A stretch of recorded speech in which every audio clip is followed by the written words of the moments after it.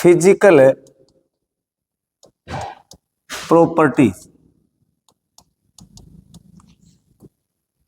Halo alkane and hello arene की हम physical properties पे डिस्कस करेंगे। और यहाँ स्टूडेंट हमें फिजिकल प्रॉपर्टीज में जो पॉइंट क्लियर करने होते हैं, नंबर 1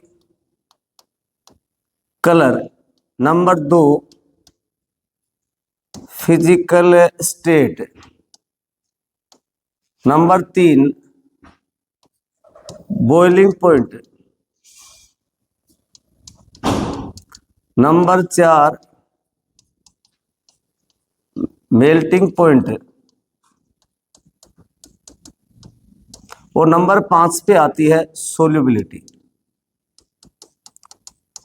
फिजिकल प्रॉपर्टीज में किसी भी ऑर्गेनिक कंपाउंड के ये जो पॉइंट्स है इनको हमें क्लियर करना होता है।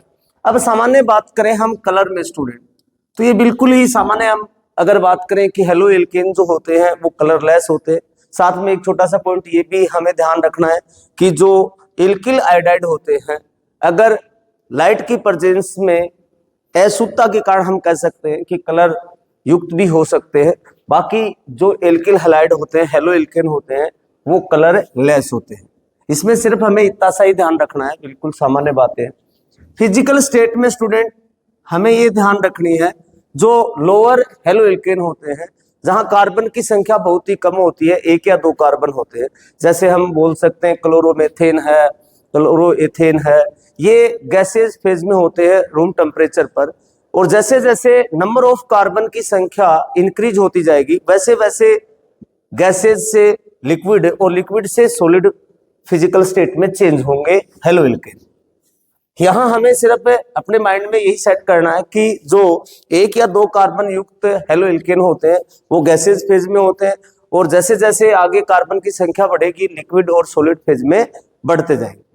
अब स्टूडेंट जो मुख्य पॉइंट हमारा स्टार्ट होता है बॉइलिंग पॉइंट का, कि बॉइलिंग पॉइंट जो होता है हेलो एल्केन का, वो स्टूडेंट किस प्रकार हम इसको क्लियर करें। तो बॉइलिंग पॉइंट में अगर हम स्टूडेंट बात करें एल्किल हैलाइड की, RX की, तो यहां स्टूडेंट इस बॉन्ड में पोलैरिटी होती है, जो हमने नेचर ऑफ बॉन्डिंग में डिस्कस किया था कि जो X है उस पर पार्शियल नेगेटिव चार्ज होता है और कार्बन पर पार्शियल पॉजिटिव चार्ज होता है। ऐसे ही जैसे अन्य जो एल्किल हैलाइड है उसमें भी वही पॉजिटिव चार्ज और partial negative charge.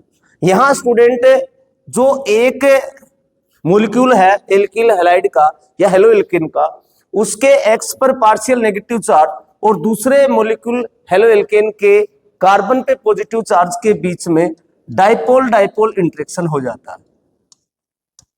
Dipole dipole interaction. Dipole का मतलब हम ये लगा सकते हैं कि किसी भी चार्ज का प्लस या माइनस में बढ़ जाना, तो ये जो आपस में ऑपोजिट चार्ज होते हैं, ऑपोजिट चार्ज के बीच में ऑलवेज इंटरेक्शन होता है और सेम चार्ज के बीच में रिपल्सन होता है। तो ऑपोजिट चार्ज होने के कारण एक एल्किल हैलाइड का मॉलिक्यूल दूसरे एल्किल हैलाइड के मॉलिक्यूल के साथ डाइपोल डाइपोल इंटरेक्शन से एक दूसरे से इंटरेक्ट होता है। जब हम बॉइलिंग पॉइंट की बात करते हैं तो जैसे ही टेम्परेचर हमें इसलिए भी चाहिए ताकि इस डाइपोल डाइपोल इंटरेक्शन को भी हमें तोड़ना होता है। इसलिए स्टूडेंट अगर हम बात करें हाइड्रोकार्बन की, हाइड्रोकार्बन यानी एल्केन एल्कीन एल्काइन की बात करें, अगर सेम मोलिकुलर मास हो हाइड्रोकार्बन का और हेलो एल्केन का, तो जो हेलो एल्केन होते हैं उनके बॉइलिंग पॉइंट इन हाइड्रोकार्बन से अधिक होते हैं, क्योंकि हाइड्रोकार्बन जो होते हैं उसमें स्टूडेंट कार्बन कार्बन और हाइड्रोजन होते हैं, जहां इस प्रकार का कोई इंटरेक्शन नहीं होता। इसलिए अगर मोलिकुलर मास सेम है तो हाइड्रोकार्बन से जो हेलो एल्केन होते हैं वो उनका जो बॉइलिंग पॉइंट होता है वो स्टूडेंट अधिक होता है। इस पॉइंट में हमें ये ध्यान रखना है, क्योंकि ऑर्गेनिक केमिस्ट्री के सिलेबस में ये अपनी पहली यूनिट है हेलो एल्केन और हेलो एरीन। इससे पहले हमने 11th क्लास में हाइड्रोकार्बन पढ़ा है। उसके बाद जैसे जैसे हम आगे पढ़ेंगे ये जो बॉइलिंग पॉइंट का हमारा पॉइंट है ये आगे बढ़ता जाएगा। तो यहाँ सिर्फ हम पीछे जो हाइड्रोकार्बन है उससे कंपैरिजन कर रहे हैं, तो हाइड्रोकार्बन से हेलो एल्केन का जो बॉइलिंग पॉइंट होता है वो अधिक होता है। इसके साथ एक बात और हमें ध्यान रखनी है, जो एल्किल हैलाइड होता है स्टूडेंट, ये एल्किल हैलाइड में भी इस आर को चेंज किया जा सकता है। आर को चेंज करने का मतलब 1 डिग्री, 2 डिग्री, 3 डिग्री हो सकता है। जैसे हम एग्जांपल समझे, 4 कार्बन की कोई भी स्ट्रेट चेन है का हेलो एल्केन, और इसी प्रकार 4 कार्बन की चेन है लेकिन ब्रांच हमने एक दी है उसमें का हेलो एल्केन, या हम कहें 3 डिग्री हेलो एल्केन।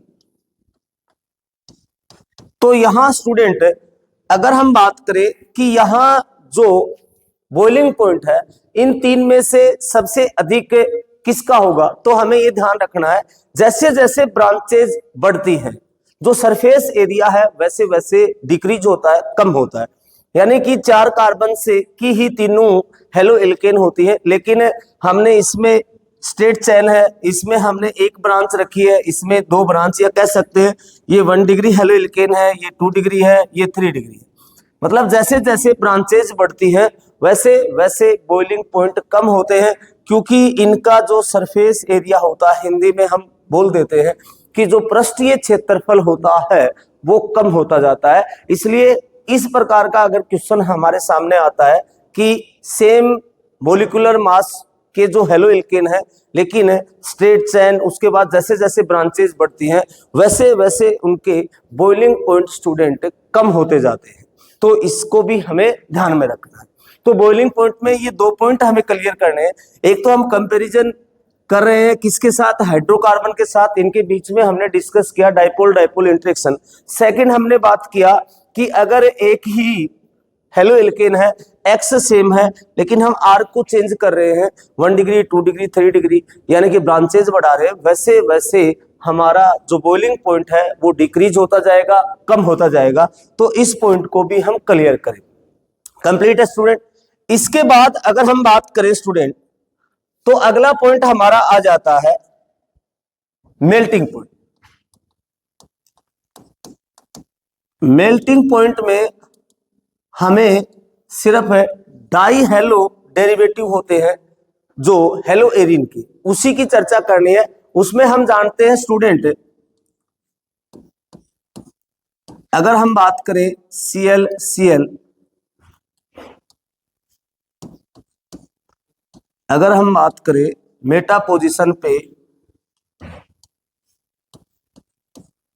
अगर हम बात करें पैरा पोजीशन पे, तो ये स्टूडेंट ऑर्थो आइसोमर है, ये मेटा आइसोमर है, और यहां ये पैरा आइसोमर है। तो अगर हम हेलो एरिन में, हमें सिर्फ ये क्वेश्चन अपने माइंड में सेट रखना है कि ऐसी परिस्थिति हो जाए कि सेम डाई हेलो एरिन है, तो वो एक तो ऑर्थो पोजीशन की है, एक मेटा पोजीशन की है, और एक पैरा पोजीशन की है। तो हमेशा पैरा पोजीशन का जो मेल्टिंग पॉइंट होता है वो इन दोनों से अधिक होता है, जिसका कारण ये होता है कि इसकी ज्योमेट्री इस टाइप की होती है कि ये क्रिस्टल लेटिस में, हम कह सकते हैं क्रिस्टल जालक में अच्छे से समायोजित हो जाता है। इस क्वेश्चन का आंसर हमें इस तरह से देना है कि अगर डाई हेलो एरिन है 3, एक पैरा आइसोमर है, एक मेटा है, एक ऑर्थो है, तो हमेशा पैरा आइसोमर का जो मेल्टिंग पॉइंट होता है वो हाईएस्ट होता है, जिसका रीजन ये होता है कि जो पैरा आइसोमर होता है उसकी जो ज्योमेट्री होती है वो इस टाइप की होती है कि वो क्रिस्टल लेटिस में अच्छे से समायोजित हो जाती है। इसलिए पैरा आइसोमर जो होते हैं हेलो एरिन में, उनके जो मेल्टिंग पॉइंट होते हैं वो ऑर्थो और मेटा आइसोमर से अधिक होते हैं। तो इस पॉइंट में हमें सिर्फ इतनी ही बातें ध्यान में रखनी है, माइंड में सेट करना है कि जो पैरा आइसोमर होता है उसका मेल्टिंग पॉइंट ऑर्थो और मेटा आइसोमर से अधिक होता है। लास्ट स्टूडेंट हमारा फिजिकल प्रॉपर्टीज में 5 नंबर जो पॉइंट था वो था सोल्यूबिलिटी। सोल्यूबिलिटी हम 2 वे में देखते हैं, एक तो जल के साथ और दूसरा जो ऑर्गेनिक सोलवेंट होते हैं उसकी चर्चा करेंगे हम प्रत्येक ऑर्गेनिक मॉलिक्यूल में। तो ये जो आपका हेलो एल्केन होता है, ये स्टूडेंट H2O में अलग विलय होता है या बॉन्ड होता है कि जो हेलो एल्केन के मॉलिक्यूल हैं उनकी जो बॉन्डिंग होती है और H2O के साथ हेलो एल्केन की जो बॉन्डिंग होती है उसमें हेलो एल्केन के मॉलिक्यूल के बीच का जो डाइपोल डाइपोल इंटरेक्शन होता है वो बेहतर होता है, इसलिए जल में अलग विलय होते हैं और ऑर्गेनिक सॉल्वेंट में बेहतर विलय होते हैं। तो ये हमारा 5 नंबर पॉइंट रहेगा सोल्युबिलिटी। और इतनी सी बातें हमें ध्यान रखनी है फिजिकल प्रॉपर्टीज में। कंप्लीट स्टूडेंट, यहां से अगर छोटा भी क्वेश्चन आता है तो ये 5 पॉइंट हमारे ब्रेन में इस प्रकार से क्लियर हो एक एक करके कि हम आसानी से कर सके। अब स्टूडेंट हम आगे बढ़ते हैं अपनी क्लास में। अगला जो हमारा सबसे इंपॉर्टेंट पॉइंट है, सबसे इंपॉर्टेंट ही नहीं कहूंगा मैं कि सबसे जो किसी भी ऑर्गेनिक कंपाउंड के लिए सबसे आवश्यक है, जहां से क्वेश्चन बनने की संभावना बहुत अधिक होती है, वो रहता है स्टूडेंट हमारा केमिकल प्रॉपर्टीज। केमिकल प्रॉपर्टीज या हम कह सकते हैं उस ऑर्गेनिक कंपाउंड की केमिकल रिएक्शन। इसको हमें बहुत अच्छे से समझना होता है कि इस पॉइंट को अगर हम क्लियर कर जाते हैं तो उस ऑर्गेनिक कंपाउंड को भी हम क्लियर कर लेते हैं, उसकी केमिकल प्रॉपर्टीज अगर हमें अच्छे से समझ में आ जाती है। तो हम 2 ऑर्गेनिक कंपाउंड लेके चल रहे हैं, पहला जो हमारा है हेलो एल्केन और दूसरा जो ऑर्गेनिक कंपाउंड है वो स्टूडेंट है हमारा हेलो एरीन। तो इसकी अगर हम केमिकल प्रॉपर्टीज की बात करें तो हमने नेचर ऑफ बॉन्डिंग में क्लियर किया था, जो हेलो एल्केन होते हैं वो स्टूडेंट SN रिएक्शन है, उनकी सबसे जो बेस्ट रिएक्शन होती है वो होती है SN रिएक्शन। और हमने वहां SN रिएक्शन का जो अर्थ है वो भी आपके साथ डिस्कस किया था, nucleophilic substitution reaction. Halo alkane की सबसे जो बेस्ट रिएक्शन होती है वो होती है न्यूक्लियोफिलिक सब्स्टिट्यूशन रिएक्शन। सबसे पहले हम ये समझे कि SN रिएक्शन का मतलब क्या है, किस प्रकार ये वर्क करती है।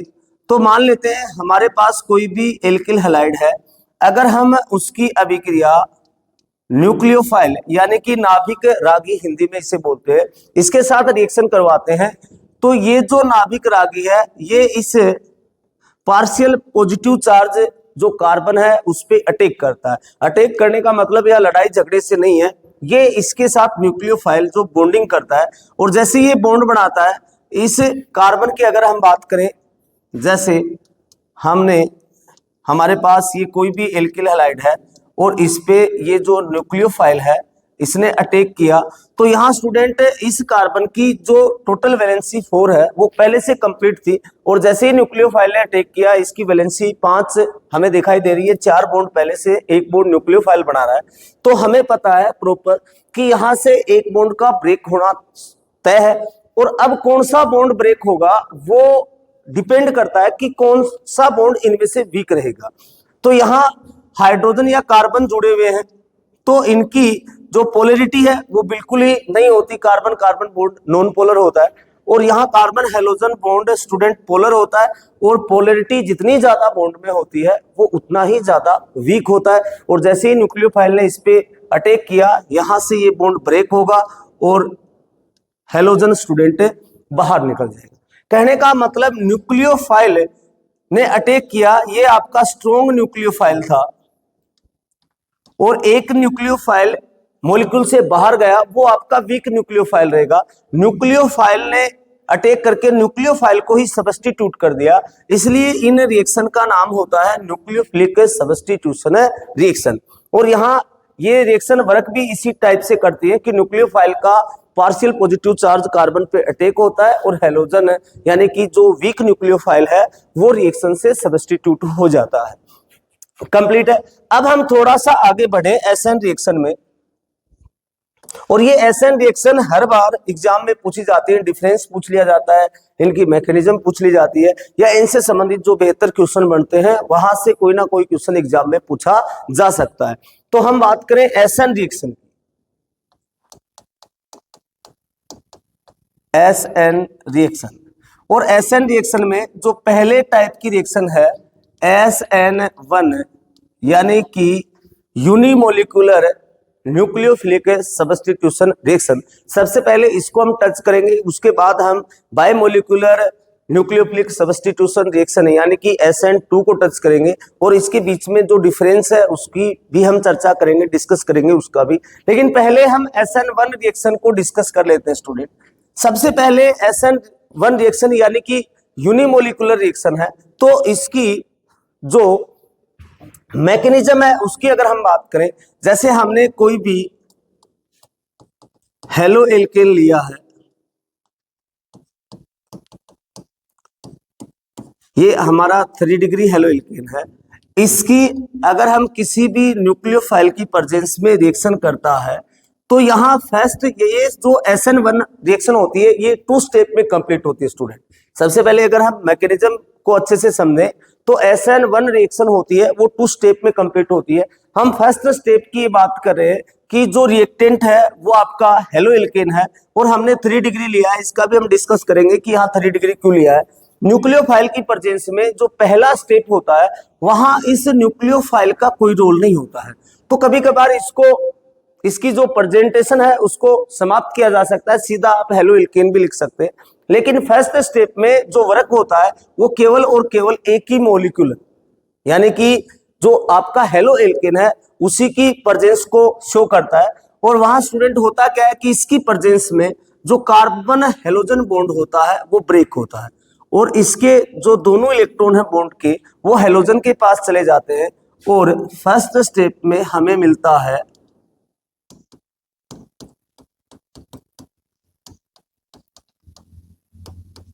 कार्ब केटाइन और साथ में जो लिविंग ग्रुप है वो हेलोजन होता है। ये पहली स्टेप है SN1 की। SN1 में दोबारा मैं रिपीट कर रहा हूं 2 स्टेप में ये कंप्लीट होती है। हम इसकी मैकेनिज्म पे डिस्कस कर रहे हैं सबसे पहले ताकि आगे हम सभी पॉइंट अच्छे से क्लियर कर सके। मैंने कहा कि SN1 रिएक्शन की जो मैकेनिज्म है उसमें 2 स्टेप होते हैं। ये फर्स्ट स्टेप है। फर्स्ट स्टेप में जो हेलो एल्केन होता है, जो हमने 3 डिग्री हेलो एल्केन ले रखा है, उसमें स्टूडेंट हेलोजन जो लिविंग ग्रुप होता है वो बाहर निकल जाता है और हमें एक कार्ब केटाइन मिल जाता है। और सेकंड स्टेप में क्या होता है स्टूडेंट, ये जो कार्ब केटाइन होता है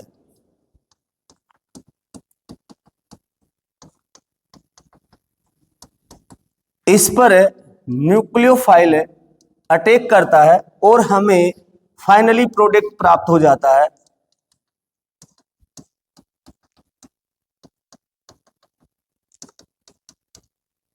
सही है। तो यहां ये जो 2 स्टेप है इनको हम एक एक को डिस्कस करें तो इसे हम बोलते हैं स्टूडेंट स्लो स्टेप, धीमी गति का पथ, और इसे हम बोलेंगे फास्ट स्टेप। एक जो पहली स्टेप है उसको हम बोलते हैं स्लो स्टेप और सेकंड को बोलेंगे हम फास्ट स्टेप। कंप्लीट है। और कोई भी केमिकल रिएक्शन हो अगर वो एक से अधिक स्टेप में कंप्लीट हो रही है, कोई भी केमिकल रिएक्शन है जो एक से अधिक स्टेप में कंप्लीट हो रही है, तो हमेशा स्टूडेंट उस अभिक्रिया का पहला पॉइंट यही से हम क्लियर करें एक एक करके, रेट ऑफ रिएक्शन है। रेट ऑफ रिएक्शन जो होता है किसी भी अभिक्रिया का, उसकी अगर हम चर्चा करें, दोबारा मैं रिपीट कर रहा हूं, अगर कोई भी अभिक्रिया एक से अधिक स्टेप में कंप्लीट हो रही है तो उस अभिक्रिया का जो स्लो स्टेप है वो रेट ऑफ रिएक्शन को डिसाइड करता है। यानी कि इस अभिक्रिया की हम बात करें तो रेट ऑफ रिएक्शन में इस न्यूक्लियोफाइल का कोई रोल नहीं होता है, सिर्फ और सिर्फ ये रेट ऑफ रिएक्शन किसके डायरेक्टली प्रोपोर्शनल होती है, तो Rx यानी हेलो एल्केन के डायरेक्टली प्रोपोर्शनल होती है। और स्लो स्टेप में सिर्फ हेलो एल्केन का रोल होता है, न्यूक्लियोफाइल का कोई रोल नहीं होता। इसलिए एक ही मॉलिक्यूल पे डिपेंड करने के कारण इस रिएक्शन का नाम भी यूनिमोलिकुलर रिएक्शन है। यहाँ स्टेप 2 है। फर्स्ट स्टेप है उसमें कार्ब केटाइन का फॉर्मेशन होता है, सेकंड स्टेप में कार्ब केटाइन पर न्यूक्लियोफाइल का अटैक होता है, फाइनली प्रोडक्ट बनता है। लेकिन सबसे पहले पहला पॉइंट हम इस रिएक्शन में क्लियर कर रहे हैं कि जो रेट ऑफ रिएक्शन होता है वो केवल और केवल स्लो स्टेप पे डिपेंड करता है, और स्लो स्टेप पे डिपेंड करने के कारण rate of reaction halo alkane पे डिपेंड करता है। यहाँ न्यूक्लियोफाइल का कोई रोल नहीं होता। स्ट्रॉन्ग न्यूक्लियोफाइल हो या वीक न्यूक्लियोफाइल हो, इससे रेट ऑफ रिएक्शन पे कोई फर्क नहीं पड़ता। इसलिए ये जो अभिक्रिया है इसको SN1 यानी यूनिमोलिकुलर रेट ऑफ रिएक्शन एक ही अणु पे, एक ही मॉलिक्यूल पे डिपेंड करने के कारण इसको हम यूनिमोलिकुलर रिएक्शन बोलते हैं। मैकेनिज्म में 2 स्टेप होते हैं, ये हमारा क्लियर हो गया। पहली स्टेप में कार्ब केटाइन बनता है, सेकंड स्टेप में हमें फाइनल प्रोडक्ट मिल जाता है। अब थोड़ा सा आगे बढ़ते हैं हम। नंबर 1 स्टूडेंट, SN रिएक्शन में हमने रेट ऑफ रिएक्शन की बात कर ली है। रेट ऑफ रिएक्शन डिपेंड करती है केवल Rx पर, यानी कि हेलो एल्केन पे, इसीलिए इसको SN1 यानी यूनिमोलिकुलर रिएक्शन कहा जाता है। अब स्टूडेंट इससे आगे सेकंड पॉइंट हमारा पढ़े तो जो Rx है स्टूडेंट, इसमें अगर हम R को चेंज कर दें, R को चेंज करने का मतलब यहाँ 1 डिग्री कार्बन हो सकता है, यहाँ 2 डिग्री कार्बन हो सकता है, और यहाँ 3 डिग्री कार्बन हो सकता है। जैसे मैं आपको एग्जांपल से समझे, CH3CH2X, सेकंड में ये हो सकता है हमारे पास CH3CH3X, थर्ड ये हो सकता है CH3C, ये स्टूडेंट हमारा 1 डिग्री हेलो एल्केन है, ये हमारा 2 डिग्री और ये हमारा 3 डिग्री हेलो एल्केन है। यहां स्टूडेंट एक बात हम क्लियर कर ले कि 1 डिग्री यानी ये जो कार्बन है हेलोजन से सीधा जो अटैच्ड है, ये 1 डिग्री है, ये 2 डिग्री कार्बन हुआ और ये 3 डिग्री कार्बन हुआ। सही है, तो 1 डिग्री कार्बन होने के कारण ये प्राइमरी, या हम कह सकते हैं ये 2 डिग्री कार्बन होने के कारण सेकेंडरी हेलो एल्केन है, ये टर्सरी हेलो एल्केन है। अगर हम R में चेंज करते हैं, इसमें इसको 1 डिग्री में चेंज करते हैं, इसको 2 डिग्री कार्बन के साथ बॉन्डिंग करते हैं, या 3 डिग्री कार्बन के साथ एल्किल हैलाइड लेते हैं, तो इसकी रिएक्टिविटी पे क्या फर्क पड़ेगा। तो स्टूडेंट हमें समझना है, ये हमारा सेकंड पॉइंट क्लियर हो रहा है यहाँ पे। जो 3 डिग्री एल्किल हैलाइड है उसकी SN1 रिएक्शन में रिएक्टिविटी सबसे ज्यादा होती है, उससे कम 2 डिग्री की होती है और उससे कम 1 डिग्री की होती है। इसका रीजन ये होता है स्टूडेंट, हमने देखा जो फर्स्ट स्टेप है उसमें जो स्लो स्टेप जिसको हमने कहा था, उस फर्स्ट स्टेप में हमें कार्बोकेटाइन मिलता है CH3C CH3CH3। अगर हमने, हमारे पास जो रिएक्टेंट है वो 3 डिग्री हेलो एल्केन है, तो हमें 3 डिग्री कार्बोकेटाइन प्राप्त होगा। अगर 2 डिग्री है तो हमें 2 डिग्री कार्बोकेटाइन प्राप्त होता है। यदि 1 डिग्री है तो हमें 1 डिग्री कार्बोकेटाइन प्राप्त होगा। तो यहां हमें ध्यान रखना है स्टूडेंट, जो कार्बोकेटाइन 3 डिग्री कार्बोकेटाइन है वो सबसे ज्यादा स्टेबल होता है, उससे कम स्टेबल होता है 2 डिग्री, उससे कम स्टेबल होता है 1 डिग्री।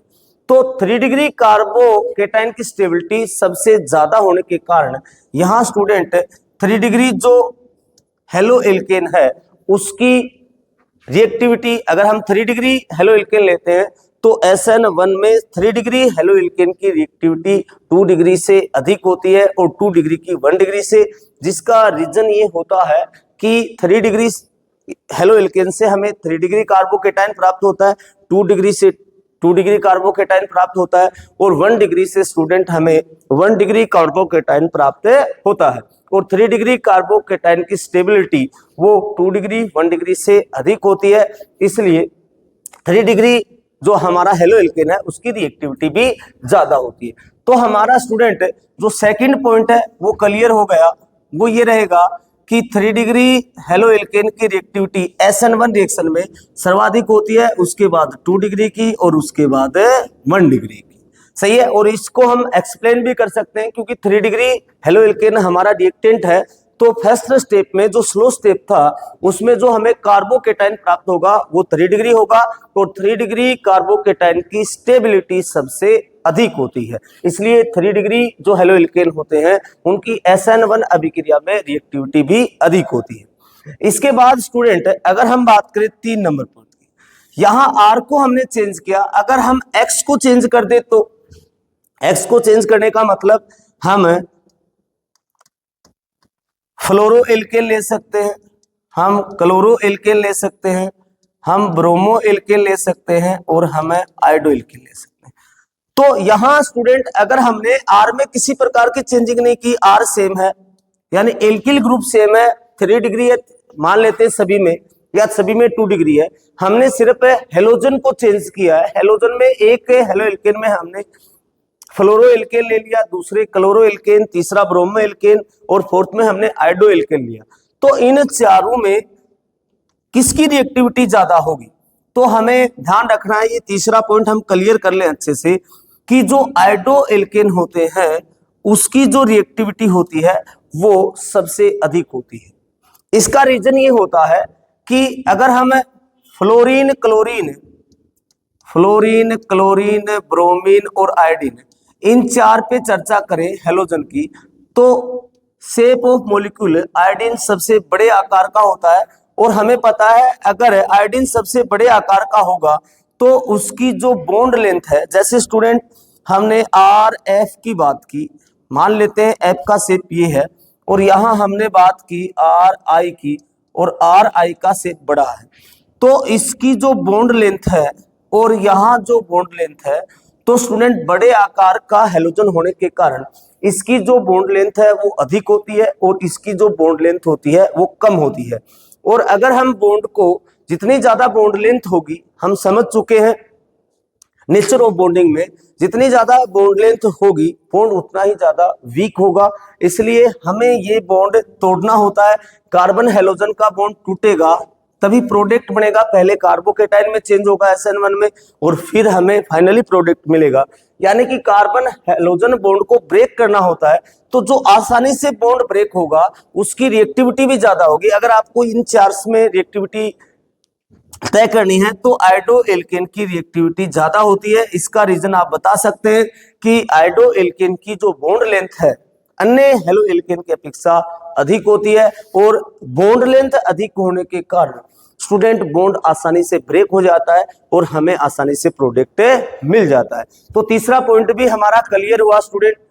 फर्स्ट पॉइंट में हमने रेट ऑफ रिएक्शन की बात की, सेकंड पॉइंट में हमने 3 degree 2 degree 1 degree halo alkane की बात की और थर्ड पार्ट में हमने एक्स में चेंजिंग करके अलग अलग प्रकार के जो हेलो एल्केन है उनकी चर्चा की और उनमें सबसे ज्यादा रिएक्टिविटी हमने समझा कि आयोडो एल्केन की होती है, जहां आई हेलोजन लगा होता है, क्योंकि इसका शेप बड़ा होने के कारण इसकी बॉन्ड लेंथ अधिक होती है, बॉन्ड आसानी से ब्रेक हो जाता है, हमें आसानी से फाइनल प्रोडक्ट मिल जाता है, इसके कारण इसकी रिएक्टिविटी अधिक होती है। तो ये हमारा तीसरा पॉइंट SN1 का क्लियर हुआ।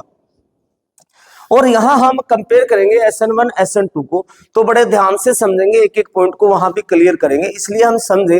फर्स्ट पॉइंट हमने रेट ऑफ रिएक्शन से लिया मैकेनिज्म को समझ के, सेकंड पॉइंट हमने आर में चेंजिंग किया, एल्किल ग्रुप में चेंजिंग किया 1 डिग्री 2 डिग्री 3 डिग्री, और थर्ड पॉइंट में हमने हेलोजन को चेंज किया। कंप्लीट है। अब 4 नंबर पॉइंट हमारा रहेगा SN1 रिएक्शन का, वो रहेगा स्टूडेंट SN1 रिएक्शन 2 स्टेप में कंप्लीट होती है, ये हमने मैकेनिज्म में क्लियर किया।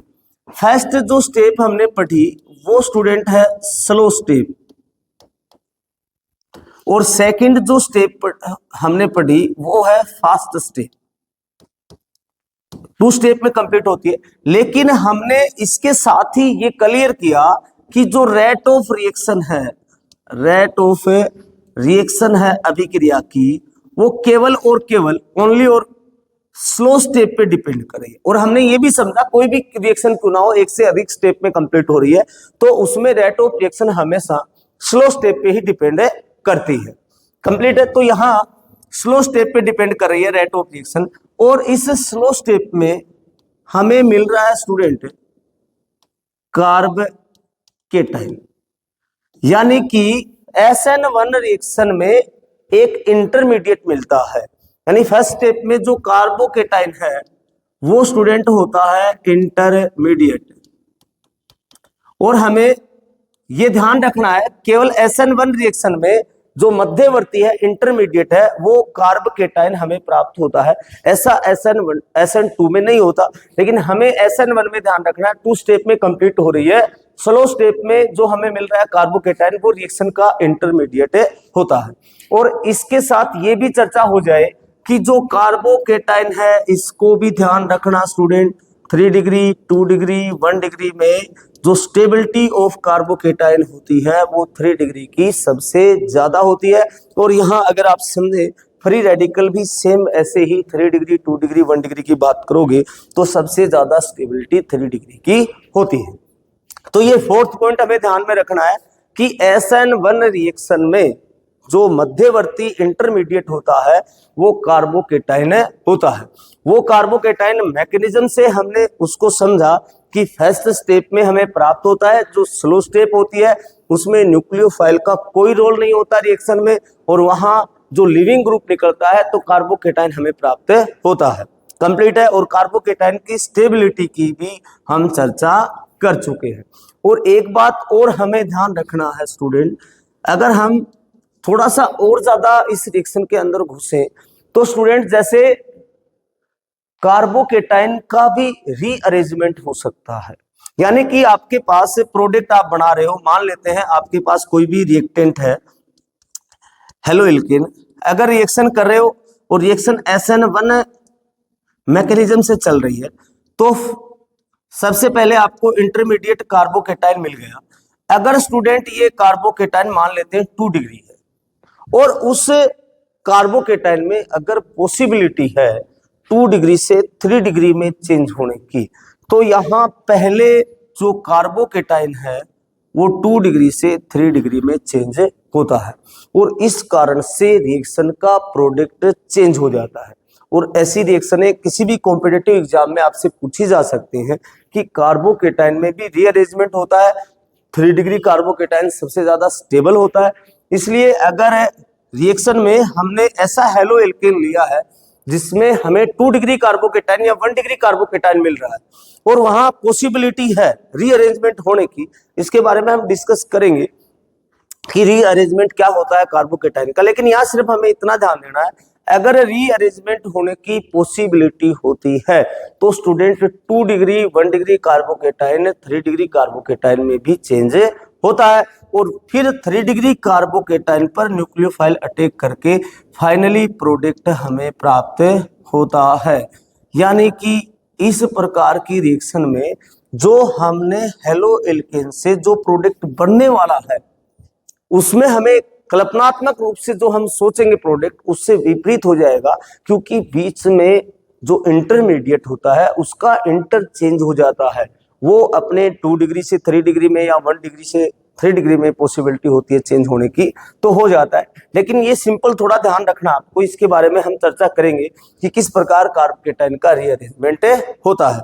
यानी कि फोर्थ जो पॉइंट है वो भी हमारा क्लियर हो गया कि भाई SN1 रिएक्शन में कार्बोकेटाइन का फॉर्मेशन होता है।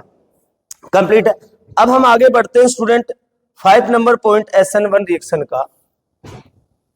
5 नंबर पॉइंट हम लेते हैं स्टूडेंट स्टेरियोकेमिस्ट्री से। स्टेरियोकेमिस्ट्री का मतलब है हम भाई जो प्रोडक्ट रिएक्टेंट हमने लिया है उससे हमें जो फाइनली प्रोडक्ट प्राप्त होता है वो प्रोडक्ट डेक्स्ट्रोरोटेटरी होता है रिएक्टेंट के सापेक्ष या लिवोरोटेटरी या किसी भी प्रकार की उसकी जो स्टेरियोकेमिस्ट्री है वो किस प्रकार चेंज होती है उसका डिस्कस हम 5 नंबर पॉइंट में करेंगे। मान लेते हैं स्टूडेंट हमने कोई भी रिएक्टेंट लिया है 3 डिग्री हेलो एल्केन और इसकी हमने रिएक्शन करवा दी किसी भी न्यूक्लियोफाइल से, जैसे हमने NaOH लिया तो OH माइनस इसमें न्यूक्लियोफाइल हो गया। तो ये न्यूक्लियोफाइल फर्स्ट स्टेप में स्टूडेंट हम जानते हैं कि हमें मिलता है कार्बोकेटाइन और जो कार्बोकेटाइन होता है वो स्टूडेंट प्लेनर स्ट्रक्चर होती है। अगर हम बात करें सेकंड स्टेप में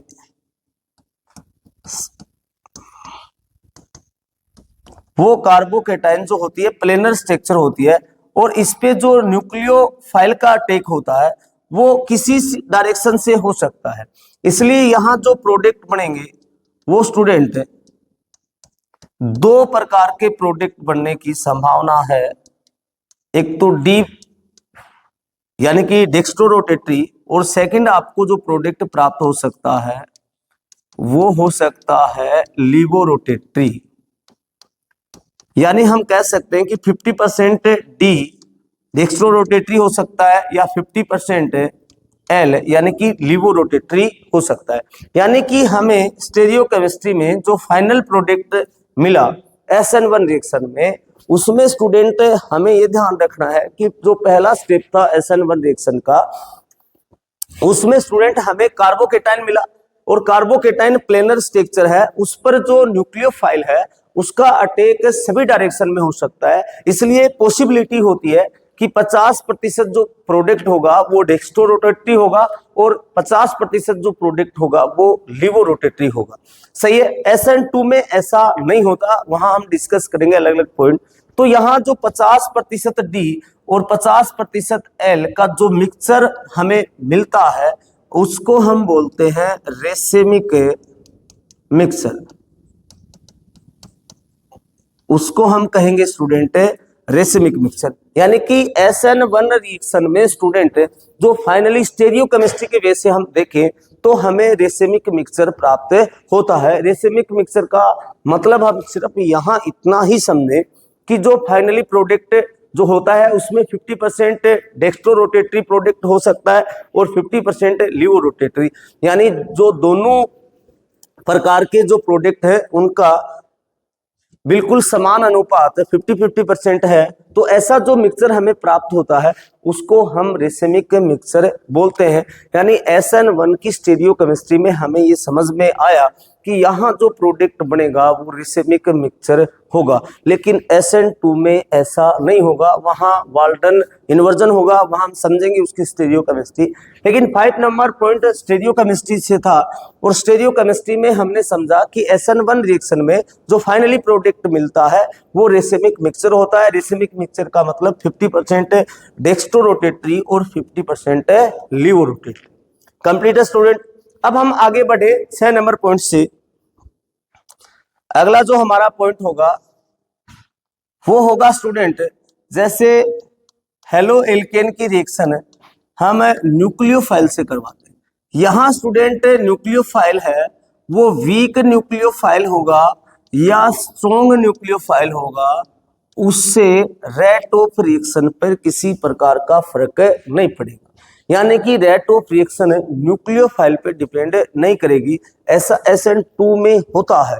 लेकिन SN1 में हमें ये समझ जाना है कि जो न्यूक्लियोफाइल हम ले रहे हैं रिएजेंट के रूप में वो वीक न्यूक्लियोफाइल है या फिर स्ट्रॉन्ग न्यूक्लियोफाइल है, उससे रेट ऑफ रिएक्शन पे किसी भी प्रकार का फर्क नहीं पड़ता है। ऐसा हम पढ़ रहे हैं SN1 रिएक्शन। कंप्लीट है स्टूडेंट। इन्हीं पॉइंट्स को हम स्टूडेंट चर्चा करते हैं SN2 रिएक्शन में एक एक करके। अगली जो रिएक्शन है वो हम बात करेंगे SN2 रिएक्शन। सबसे पहले हमने जिस प्रकार SN1 रिएक्शन की मैकेनिज्म को समझा उसी प्रकार स्टूडेंट हम SN2 की बात करें तो SN2 में हम ले रहे हैं जो हेलो एल्केन है वो स्टूडेंट 1 डिग्री, और इस पे स्टूडेंट न्यूक्लियोफाइल का अटैक होता है। ये एक ही स्टेप में कंप्लीट होती है, ये ध्यान रखना। जैसे SN1 2 स्टेप में कंप्लीट हो रही थी वैसे ही SN2 रिएक्शन है उसकी मैकेनिज्म एक ही स्टेप में कंप्लीट होती है। यहाँ जो न्यूक्लियोफाइल है वो स्टूडेंट इस कार्बन पे बैक साइड से आक्रमण करता है, और अगला जो पार्ट है अनस्टेबल रूप से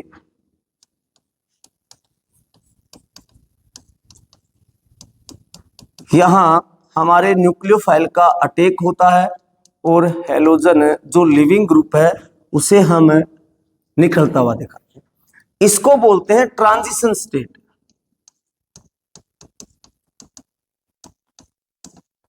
ये स्टूडेंट काल्पनिक स्टेज होती है या काल्पनिक स्टेट होती है, और ये अनस्टेबल होती है।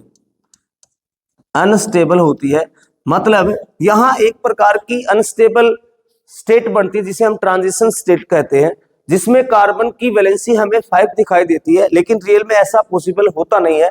और फिर हमें जो फाइनली प्रोडक्ट मिलता है उसमें स्टूडेंट हम देखेंगे ये न्यूक्लियोफाइल यहाँ जुड़ जाता है और लिविंग ग्रुप बाहर निकल जाता है। तो यहाँ स्टूडेंट हमने SN2 की मैकेनिज्म में ये समझा कि ये रिएक्शन कंप्लीट एक स्टेप में कंप्लीट होती है, लेकिन न्यूक्लियोफाइल का जो अटैक होता है वो बैक साइड से होता है और हमें कुछ समय के लिए एक ट्रांजिशन स्टेट का फॉर्मेशन होता है जो हाइपोथेटिकल होती है और वो अनस्टेबल है। सही है, ये रिएक्शन का पार्ट नहीं होता है रियल में, और फाइनली हमें प्रोडक्ट प्राप्त हो जाता है। यहाँ स्टूडेंट अगर हम पहला पॉइंट क्लियर करें कि रेट ऑफ रिएक्शन जैसे हमने SN1 में किया था, तो रेट ऑफ रिएक्शन यहाँ स्टूडेंट डिपेंड करती है हेलो एल्केन और साथ में न्यूक्लियोफाइल पे। कंप्लीट, क्योंकि फर्स्ट स्टेप में न्यूक्लियोफाइल और हेलो एल्केन दोनों होते, एक ही स्टेप होती है। तो रेट ऑफ रिएक्शन दो मॉलिक्यूल पे, एक तो हेलो एल्केन होता है, दूसरा न्यूक्लियोफाइल होता है, दो मॉलिक्यूल पे डिपेंड करने के कारण इस रिएक्शन को बोला जाता है बाइमोलिकुलर रिएक्शन। बाइमोलिकुलर रिएक्शन यानी ये जो 2 है ये यही होता है कि फर्स्ट स्टेप में मैकेनिज्म में हम समझ रहे हैं, और साथ में पहला स्टेप हमारा SN1 में भी यही था कि रेट ऑफ रिएक्शन सिर्फ और सिर्फ हेलो एल्केन पे डिपेंड करती है, न्यूक्लियोफाइल पे डिपेंड नहीं करती, एक ही मॉलिक्यूल पे, तब इसका नाम SN1 है। यहाँ जो रेट ऑफ रिएक्शन है वो दो रिएक्टेंट पे डिपेंड कर रही है, यानी एक तो हेलो एल्केन और एक जो रिएजेंट है न्यूक्लियोफाइल उस पे, इसलिए ये रिएक्शन बायोमोलिकुलर है और इसीलिए इसको SN2 रिएक्शन कहा जाता है। कंप्लीट है स्टूडेंट, पहला पॉइंट हमारा SN1 का भी क्लियर हुआ, SN2 का। अगर हमें डिफरेंस भी बताना है तो हम बता देंगे भाई रेट ऑफ रिएक्शन जो SN1 रिएक्शन में है वो केवल हेलो एल्केन पे डिपेंड कर रही है, इसलिए इसको यूनिमोलिकुलर रिएक्शन कहा जाता है, और SN2 रिएक्शन में रेट ऑफ रिएक्शन है वो हेलो एल्केन और न्यूक्लियोफाइल दोनों मॉलिक्यूल्स पे डिपेंड कर रही है जो रिएजेंट और रिएक्टेंट है, और इसलिए इसको बायमोलिकुलर रिएक्शन कहा जाता है, SN2 रिएक्शन कहते हैं। कंप्लीट स्टूडेंट, अब हम बात करते हैं सेकंड हमारा पॉइंट। सेकंड पॉइंट में हमने स्टूडेंट बात की थी जो हेलो एल्केन है उसमें यदि हम R में चेंजिंग कर देते हैं तो रेट ऑफ रिएक्शन पे क्या डिपेंडेंसी होती है। जैसे SN1 में हमने चेंज किया, R को हम 1 डिग्री बढ़ा दे, CH3 CH2 CH2 और यहां आपका X है, यानी जो हैलोजन है उससे जुड़ा कार्बन 1 डिग्री है। यहां स्टूडेंट जो हैलोजन है उससे जुड़ा कार्बन 2 डिग्री है। यहां स्टूडेंट जो हैलोजन है उससे जुड़ा कार्बन 3 डिग्री है। तो किस रिएक्टेंट की जो SN2 रिएक्शन है उसमें रिएक्टिविटी सर्वाधिक होगी, तो ये स्टूडेंट ये 1 डिग्री हुआ आपका हेलो एल्केन, ये सेकेंडरी और ये हो गया टर्सरी। तो हमें ध्यान रखना है ये जस्ट अपोजिट होती है SN1 रिएक्शन के। यहाँ 1 डिग्री की जो रिएक्टिविटी है वो सबसे अधिक होती है, 2 डिग्री हेलो एल्केन की रिएक्टिविटी फिर उससे कम होती है, और 3 डिग्री की रिएक्टिविटी हेलो एल्केन की रिएक्टिविटी सबसे कम होती है। इसमें एक रीजन होता है स्टूडेंट, अगर हम बात करें जैसे अगर हम 1 डिग्री हेलो एल्केन की बात करें तो इस कार्बन से जुड़े हुए समूह स्टूडेंट बिल्कुल हाइड्रोजन छोटे छोटे होते हैं। अगर हम 2 डिग्री की बात करें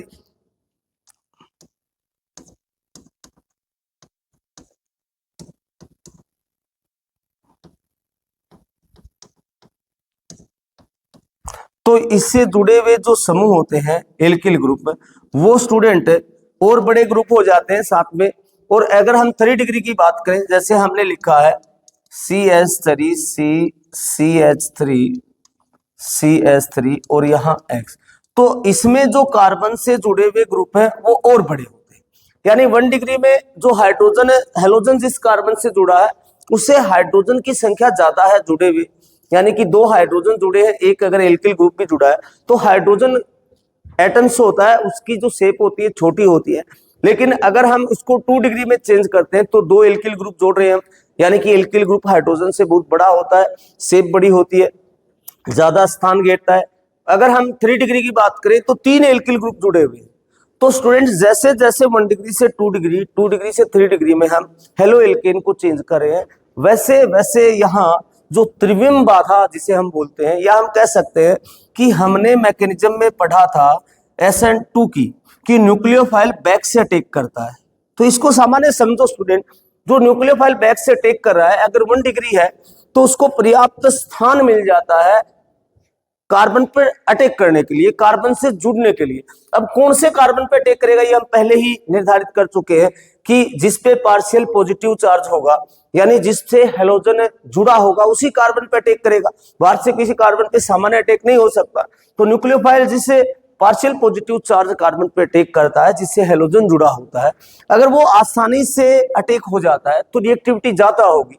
लेकिन जैसे जैसे हम 2 डिग्री 3 डिग्री में जाते हैं तो जो स्थान 1 डिग्री में मिल रहा है, वैसे वैसे यहाँ जैसे जैसे बड़े मॉलिक्यूल कार्बन के साथ अटैच होते हैं, बॉन्डिंग बनाते हैं, तो उसकी पॉसिबिलिटी जो न्यूक्लियोफाइल की अटैक करने की है वो कम होती जाती है। लेकिन SN1 में ऐसा नहीं था। वहां फर्स्ट स्टेप में किसी भी न्यूक्लियोफाइल का कोई रोल नहीं था, सीधा हमें कार्बोकेटाइन मिल रहा था। कार्बोकेटाइन जो है जितना ज्यादा 3 डिग्री है, मान लेते हैं 2 डिग्री है 1 डिग्री, तो हमने कहा जितनी ज्यादा 3 डिग्री है तो उसकी स्टेबिलिटी ज्यादा होती है। तो वहां 3 डिग्री हेलो एल्केन की रिएक्टिविटी सबसे ज्यादा थी, यहाँ उससे जस्ट अपोजिट होता है, 1 डिग्री हेलो एल्केन की रिएक्टिविटी सबसे अधिक होती है। उसका रीजन यही होता है स्टूडेंट कि यहाँ एक ही स्टेप में कंप्लीट होने के कारण जो न्यूक्लियोफाइल अटैक करता है पार्शियल पॉजिटिव कार्बन पर, जो हेलोजन से सीधा अटैच होता है, वो पर्याप्त अगर स्थान मिल जाता है, कम से कम त्रिविम बाधा होती है, तो आसानी से अटैक हो जाता है। तो यहाँ हमें ध्यान रखना है कि 1 डिग्री जो हेलो एल्केन होती है उसकी SN2 रिएक्शन में रिएक्टिविटी सर्वाधिक होती है, उससे कम 2 डिग्री की और उससे भी कम होती है 3 डिग्री की, जो SN1 से जस्ट अपोजिट होती है, और ये आपका डिफरेंस भी हो जाता है। ये रहा अपना सेकंड पॉइंट क्लियर हुआ। यहाँ हम थर्ड पॉइंट हमने लिया था, हेलोजन में चेंज किया था स्टूडेंट। हमने क्या किया कि X को चेंज कर दिया, fluoro alkane, chloro alkane, bromo alkane, और हमने लिया था आइडो एल्केन। तो हमने देखा कि वहां SN1 रिएक्शन में कि आइडो एल्केन की जो रिएक्टिविटी है वो सर्वाधिक होती है। हमने ऐसा SN1 रिएक्शन में दर्शाया क्योंकि आइडो एल्केन में आई की जो शेप है सबसे बड़ी होती है, बॉन्ड लेंथ ज्यादा होती है, बॉन्ड को ब्रेक आसानी से किया जा सकता है। ऐसा ही होता है SN2 में भी, क्योंकि दोनों में कार्बन हेलोजन बॉन्ड का ब्रेक होना निश्चित होता है। इसलिए यहां भी स्टूडेंट हमें ज्यादा दिमाग नहीं लगाना है, सीधा जैसा SN1 में होता है वैसी ही रिएक्टिविटी SN2 में भी होती है। अगर R सेम है तो जहां I जुड़ा होगा ऐसे मॉलिक्यूल की रिएक्टिविटी सर्वाधिक होगी, फिर Br, फिर Cl और फिर F। ये हमारा तीसरा पॉइंट था। SN1 और SN2 दोनों में हम डिफरेंस कर सकते हैं, दोनों में हम बता सकते हैं इसमें भी आइडो एल्केन की रिएक्टिविटी सर्वाधिक होगी SN1 में, और SN2 में भी आइडो एल्केन की रिएक्टिविटी सर्वाधिक होगी। और ये हमारे ब्रेन में बिल्कुल क्लियर हो जाना चाहिए। जैसे जैसे हम पॉइंट पढ़ रहे हैं, SN1 SN2 के डिफरेंस हो या इनसे संबंधित कोई भी क्वेश्चन हो, वो हमें बिल्कुल अपडेट हमारे माइंड में सेट हो जाना चाहिए कि इस प्रकार हम क्वेश्चन को आसानी से हल कर सकते हैं। कंप्लीट है स्टूडेंट। अब हम चलते हैं, जो हमारा थर्ड पॉइंट था वो क्लियर हो गया है। फोर्थ पॉइंट हम बात करेंगे स्टूडेंट। फोर्थ पॉइंट में हमने बात की थी जो SN1 अभिक्रिया है उसमें 2 स्टेप थी, सही है, स्लो स्टेप और फास्ट स्टेप। लेकिन SN2 में एक ही स्टेप होती है, 1 स्टेप में ये कंप्लीट होती है। कंप्लीट है। वहां SN1 में जो इंटरमीडिएट बना था कार्बोकेटाइन, यहां स्टूडेंट इंटरमीडिएट का फॉर्मेशन नहीं होता है SN2 में। कुछ बच्चे मैकेनिज्म जब पढ़ते हैं ये समझ लेते हैं कि जो ट्रांजिशन स्टेट होती है वो इंटरमीडिएट होता है SN2 में। ऐसा बिल्कुल भी नहीं है। हमने पहले ही बोल दिया कि हाइपोथेटिकल है, और जो हाइपोथेटिकल है वो इंटरमीडिएट कैसे हो सकता है, इसलिए SN2 रिएक्शन में कोई इंटरमीडिएट नहीं बनता। आप इसके साथ ये बता सकते हैं कि SN2 में एक ट्रांजिशन स्टेट का फॉर्मेशन होता है और वो जो ट्रांजिशन स्टेट होती है हाइपोथेटिकल होती है और अनस्टेबल होती है। यानी कि ऐसी रिएक्शन में किसका निर्माण नहीं होता? कार्बोकेटाइन का निर्माण नहीं होता है। ये हमारा फोर्थ पॉइंट रहेगा। डिफरेंस भी हम कर सकते हैं और SN2 के बारे में अगर पूछा जाए तो हम बता सकते हैं, SN1 के बारे में हमें अच्छे से पूछा जाए तो बता सकते हैं। साथ में दोनों की मैकेनिज्म पे भी हमने डिस्कस किया है। अब फिफ्थ नंबर पॉइंट हमने कहा था स्टूडेंट, SN1 में अलग है, SN2 में हम बात करें फिफ्थ नंबर पॉइंट की, स्टेरियोकेमिस्ट्री।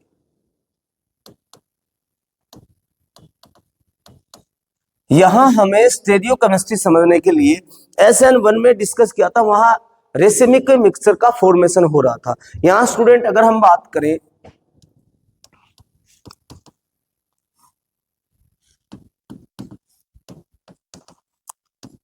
हमने 1 डिग्री लिया है, तो यहां स्टूडेंट अगर जो न्यूक्लियोफाइल है, मान लेते हैं OH माइनस हमने न्यूक्लियोफाइल लिया है, तो यहाँ 1 डिग्री की जो रिएक्टिविटी है सबसे ज्यादा, हमने 1 डिग्री हेलोइल्केनी लिया है। यहाँ जो न्यूक्लियोफाइल का अटैक होता है वो स्टूडेंट बैक साइड से होता है और हेलोजन है उसके जस्ट आगे से लिविंग ग्रुप निकलता है। तो यानी यहाँ जो रिएक्टेंट से हमें प्रोडक्ट मिलता है उसकी स्टेरियोकेमिस्ट्री जस्ट ऑपोजिट हो जाती है। अगर D है रिएक्टेंट तो प्रोडक्ट L होगा, यानी कि रिएक्टेंट डेक्स्ट्रोरोटेटरी है तो प्रोडक्ट लीवोरोटेटरी होगा। अगर आपका रिएक्टेंट लीवोरोटेटरी है तो प्रोडक्ट आपका डेक्स्ट्रोरोटेटरी होगा। यानी कि यहां कार्बन हाइड्रोजन, यहां आपका OH, यहां हाइड्रोजन और यहां CH3। यानी जो OH जुड़ा है, जहां से X निकला है, लिविंग ग्रुप जहां से बाहर निकला है, उसके जस्ट बैक साइड से जो आपका न्यूक्लियोफाइल है वो बॉन्डिंग करता है।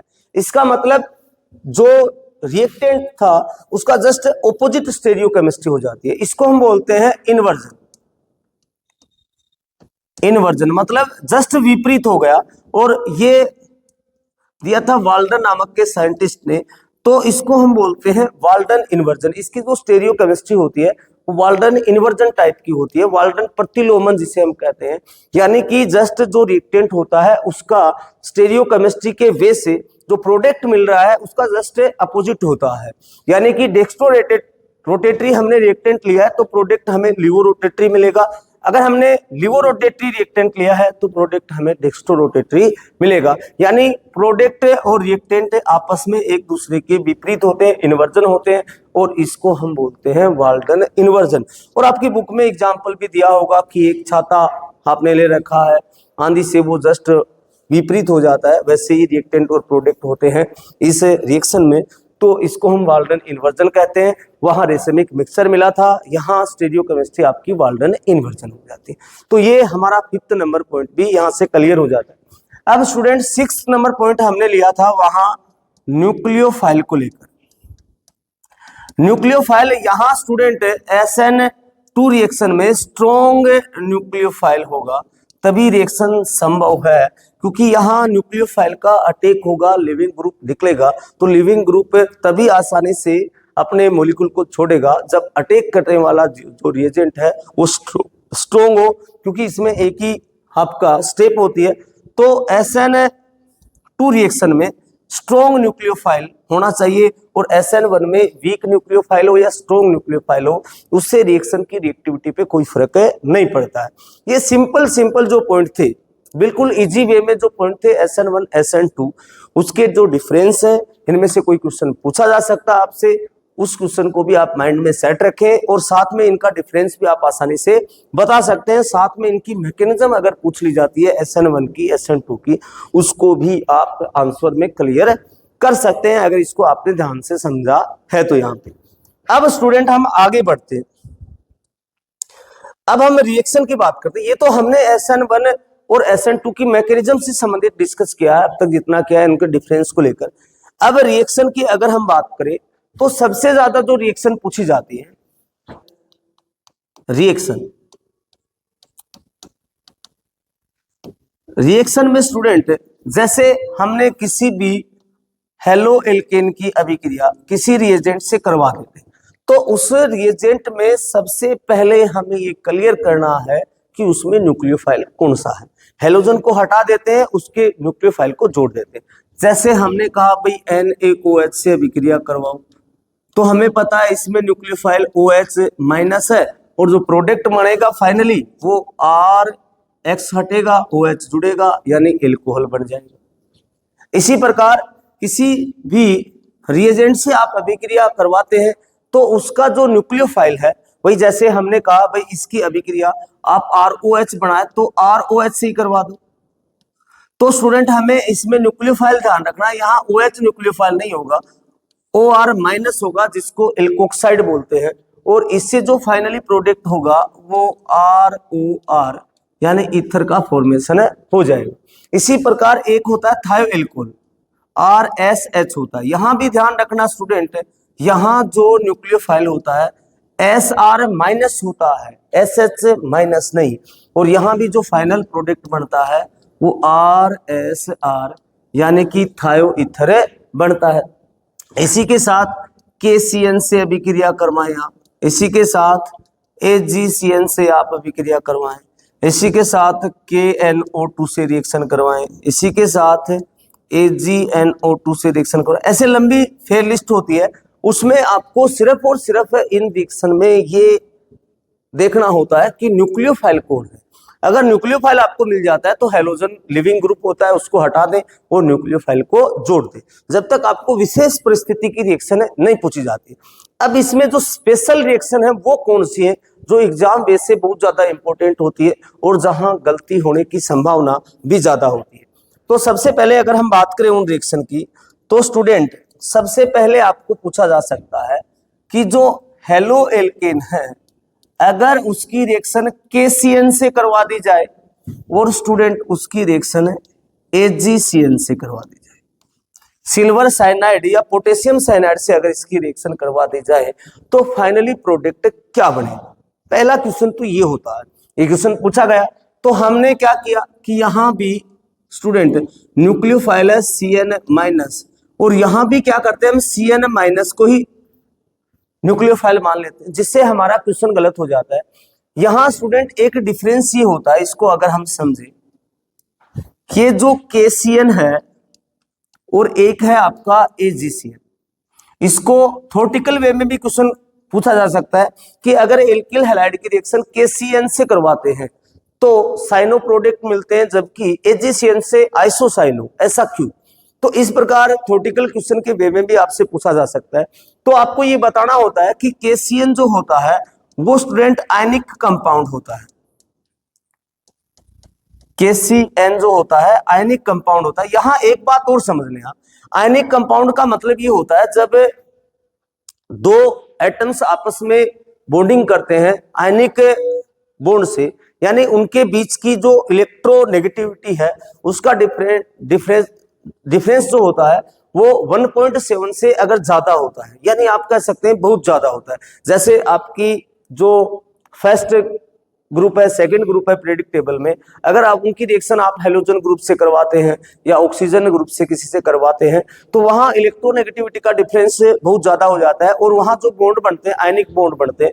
और ये स्टूडेंट अगर ध्यान से देखो पोटेशियम वहीं से है, तो KCN जब बनता है ये आयनिक कंपाउंड है, और आयनिक कंपाउंड है वो आयनों में टूटता है K प्लस और CN माइनस, इसलिए इसमें न्यूक्लियोफाइल CN माइनस होता है और CN माइनस अटैक करता है, हेलोजन को बाहर निकालता है, और यहां जो प्रोडक्ट बनता है वो RCN एल्किल साइनाइड बनता है। लेकिन यहां अगर हम AgCN की बात करें स्टूडेंट, तो AgCN में ये जो बॉन्डिंग होती है ये कोवलेंट बॉन्डिंग होती है, यानी सहसंयोजक बंध होता है। यहां स्टूडेंट सहसंयोजक बंध होता है। यहां जो अटैकिंग एटम होता है वो स्टूडेंट होता है नाइट्रोजन। नाइट्रोजन के पास लोन पेयर होते हैं और लोन पेयर के माध्यम से कार्बन पे अटैक करता है, हेलोजन को बाहर निकालता है और इससे प्रोडक्ट बनता है वो एल्किल आइसोसाइनाइड बनता है। तो आप क्लियर कर सकते हैं KCN है वो आयनिक कंपाउंड है, यहाँ जो अटैकिंग स्पीसीज है कार्बन है, और आयनिक कंपाउंड होने के कारण KCN K प्लस और CN माइनस में आयनों में टूटता है, जिससे कार्बन अटैक कर हेलोजन लिविंग ग्रुप को बाहर निकालता है, एल्किल साइनाइड बनता है। लेकिन यहाँ AgCN जो होता है उसमें कोवेलेंट बॉन्डिंग होती है या कोवेलेंट कंपाउंड होता है, और वहाँ जो अटैकिंग एटम होता है वो नाइट्रोजन होता है। नाइट्रोजन अपने लोन पेयर से अटैक करता है, और अटैक करने के कारण यहाँ हमें जो फाइनली प्रोडक्ट मिलते हैं वो एल्किल आइसोसाइनाइड बनते हैं। तो इस बात का भी हमें ध्यान रखना है। तो एक तो ये रिएक्शन बार बार पूछी जाती है। इसके बाद सेकंड रिएक्शन जो आपके लिए इंपॉर्टेंट हो जाती है, इसी एल्किल हैलाइड की रिएक्शन अगर करवा दे KNO2 से और AgNO2 से, यही दोबारा वही प्रोसेस। यहाँ स्टूडेंट जो KNO2 है ये वापिस आयनिक कंपाउंड है, और यहाँ KNO2 से नाइट्रोजन नहीं जुड़ा होता स्टूडेंट, ये कंपाउंड इस फेज में होता है। तो यहां भी अटैकिंग स्पीसीज जो होती है वो ऑक्सीजन होती है, सही है। और इससे जो कंपाउंड बनते हैं KNO2 से, वो आपका एल्किल नाइट्राइट होता है, नाइट्रो एल्केन नहीं होता है, क्योंकि यहाँ भी अटैकिंग एटम्स जो होता है वो ऑक्सीजन होता है, ये आयनिक कंपाउंड होता है। AgNO2 में वही रोल होता है स्टूडेंट। यहाँ जो अटैकिंग स्पीसीज जो अटैकिंग एटम्स होता है वो न्यूक्लियोफाइल का, वो नाइट्रोजन होता है। नाइट्रोजन अपने लोन पेयर से अटैक करता है, और यहाँ जो फाइनली प्रोडक्ट मिलता है वो RNO2 यानी कि नाइट्रो एल्केन मिलता है। ये नाइट्रो एल्केन है, वो एल्केन नाइट्राइट है। KNO2 आयनिक कंपाउंड है, AgNO2 कोवेलेंट कंपाउंड है। KNO2 में अटैकिंग एटम ऑक्सीजन एटम होता है, और इसमें जो अटैकिंग स्पीसीज होती है वो नाइट्रोजन होता है। नाइट्रोजन अपने लोन पेयर से जो पार्शियल पॉजिटिव चार्ज कार्बन है जिसको हमने समझा है वहां अटैक करता है, लिविंग ग्रुप को बाहर निकालता है, और फाइनली प्रोडक्ट नाइट्रो एल्केन प्राप्त होते हैं। तो इस बात का भी हमें ध्यान रखना है। तीसरा क्वेश्चन यहां से बनता है स्टूडेंट, ये दो क्वेश्चन आपके क्लियर हुए, ये दोनों क्वेश्चन के पूछने की संभावना बहुत ज्यादा होती है, तो इसे आप ध्यान रखें। अगर इसको थ्योरेटिकल वे में भी क्वेश्चन पूछा जाता है तो आप आसानी से कर पाए, इस प्रकार का माइंड सेट रखें अपना। अब तीसरा क्वेश्चन ये यहां से मैच कर सकते हैं कि एक तो होता है ड्राई Ag2O। तो अगर हम स्टूडेंट एल्किल हैलाइड की अभिक्रिया ड्राई Ag2O, हिंदी में बोले शुष्क Ag2O, जहां नमी नहीं हो, एक हम बोले नम Ag2O, तो इन दोनों से जो फाइनली प्रोडक्ट है वो अलग अलग बनते हैं। यहां स्टूडेंट Ag2O ड्राई Ag2O की बात कर रहे हैं, और यहां जो आपका न्यूक्लियोफाइल होता है O-2, और अटैकिंग स्पीसीज होने के कारण यहां फाइनल प्रोडक्ट आपको ईथर प्राप्त होता है अगर ड्राई Ag2O से आप हेलो एल्केन की रिएक्शन करवाते हैं। अगर ऐसा ही आपका नन Ag2O हो, यानी कि यहां स्टूडेंट साथ में ये बात कर रहा है H2O की, और यहाँ H2O हावी होता है, न्यूक्लियोफाइल OH- होता है, और फाइनली प्रोडक्ट ROH होता है। जिससे क्वेश्चन गलत ना हो जाए कि अगर ड्राई Ag2O की बात करें तो हमें ईथर बनाना है, और वैसे हमें क्या बनाना है, एल्कोहल। तो हमने ये समझा कि कोई भी एसएन रिएक्शन है हम आसानी से कर लेंगे, भले ही उसमें हमें न्यूक्लियोफाइल की पहचान करनी है। कुछ जो रिएक्शन है जिसमें थोड़ा सा हमने डिस्कस किया कि जिसके आने की संभावना भी बहुत ज्यादा है, बोर्ड ने बहुत बार पूछा भी है, दोबारा पूछे तो भी हम अच्छे से अपने दिमाग में सेट रखें। ये रिएक्शन हमें अलग से ध्यान रखना है कि इसमें जो फाइनल प्रोडक्ट बनाते समय कुछ गड़बड़ ना हो जाए, इसलिए इस प्रकार की रिएक्शन भी हम अच्छे से समझें। हम आगे डिस्कस करते हैं स्टूडेंट। आगे अगर हम बात करें कार्बोकेटाइन के रीअरेंजमेंट की, वो हम स्टूडेंट आपको एक यूनिट और है वहां और अच्छे से एक्सप्लेन करेंगे, क्योंकि इसमें बहुत ज्यादा टाइम हो जाएगा। अगर हम ऐसा होता है कि अगर आपको ऐसा क्वेश्चन दे दे कि जिसमें हेलो एल्केन होता है और उसके साथ में ये मैच करके लिखे ये कि SN1 मैकेनिज्म से इस क्वेश्चन को हल करो, तो वहां प्रबल संभावना होती है कि वो ऐसा क्वेश्चन दिया जाए आपको जिसमें कार्बोकेटाइन का रीअरेंजमेंट हो, जिससे प्रोडक्ट चेंज हो जाता है, हम इसकी डिस्कस जरूर करेंगे। आपको कार्बोकेटाइन, हमारे पास एक पॉइंट ऐसा है वहां कार्बोकेटाइन का और डिस्कस करना है हमें, वहां आपको इसको वापस इसी रिएक्शन को हम समझाएंगे कि कार्बोकेटाइन के कारण भी जो बनने वाला फाइनल प्रोडक्ट है उसमें थोड़ी चेंजिंग आ जाती है। तो ये थी सिंपल वे में एसएन रिएक्शन स्टूडेंट, जिससे आप किसी भी प्रकार से क्वेश्चन गलत नहीं करना, अपने माइंड को अच्छे से सेट रखना। पहले टाइप की रिएक्शन है हेलो एल्केन की, और जो सबसे अच्छी रिएक्शन है एसएन रिएक्शन हेलो एल्केन की। अब स्टूडेंट सेकंड टाइप में हम चलते हैं, सेकंड पार्ट हम पढ़ते हैं, वो है एलिमिनेशन रिएक्शन।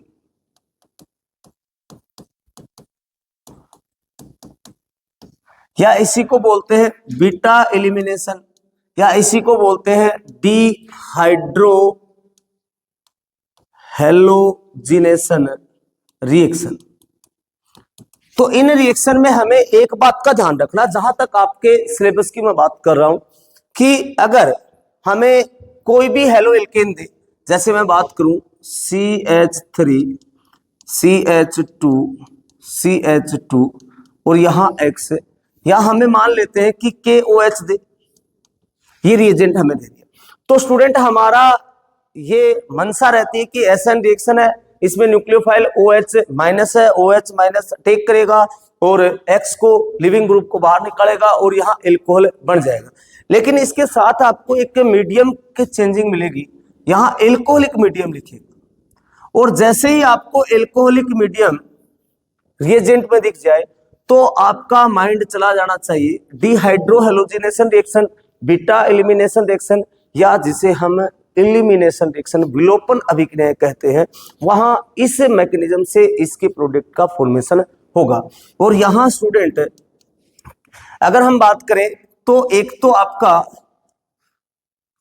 जो हैलोजन ग्रुप है X, और ये आपका अल्फा कार्बन है, ये बीटा कार्बन है, और बीटा कार्बन का स्टूडेंट जो हाइड्रोजन है वो बाहर निकल जाते हैं, यानी कि -HX, तभी तो इसको हाइड्रो हैलोजिनेशन, मतलब हाइड्रोजन और हैलोजन का क्या हो जाता है, इस रिएक्शन में एलिमिनेशन हो जाता है। इसी प्रकार देखा बीटा एलिमिनेशन, यानी अल्फा और बीटा, बीटा कार्बन से बीटा हाइड्रोजन का एलिमिनेशन होता है इस टाइप की रिएक्शन में, तब इसको बीटा एलिमिनेशन रिएक्शन भी बोला जाता है। और यहाँ अगर हाइड्रोजन और हैलोजन निकलने के बाद जो फाइनली प्रोडक्ट मिलता है वो स्टूडेंट होती है एल्कीन, वो हमें प्राप्त हो जाती है एल्कीन। और एक बात और स्टूडेंट अगर आपको याद हो तो हमने मेथड ऑफ प्रिपरेशन में ये पढ़ा था कि एल्कीन से जब आप हेलो एल्केन बनाते हो तो एक नियम आता है मार्कोनिकोफ नियम,